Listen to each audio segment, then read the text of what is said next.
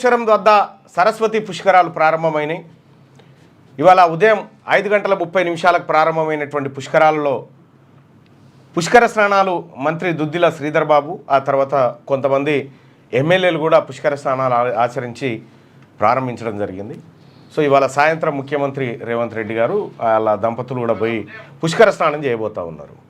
అయితే ఇక కాళేశ్వరం అని పేరు యాదికొస్తే, కాళేశ్వరం అనేటువంటి ఆ పదం యాదికొస్తే అటు బీఆర్ఎస్లో ఒక భయం, ఇటు తెలంగాణ ప్రజల్లో ఇంకో భయం. కారణం ఏంది అనంటే 1,00,000 కోట్లు పెట్టి కట్టినటువంటి కాళేశ్వరం ప్రాజెక్టు లక్షణంగా కూలిపోయింది.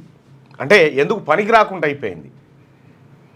సో ఆ పీడకల ఇంకా తెలంగాణ రాష్ట్రాన్ని వదిలిపెట్టట్లేదు.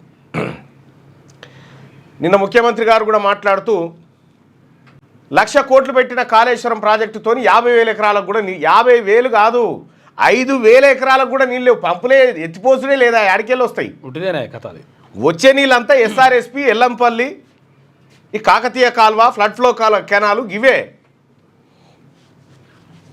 ఇక్కడి నుంచి వస్తాయి. కాబట్టి కాళేశ్వరం అనేది తెలంగాణ రాష్ట్రానికి, కాళేశ్వరం ప్రాజెక్ట్ అనేది తెలంగాణ రాష్ట్రానికి ఒక పీడకలగా మిగిలిపోయేటట్టుంది.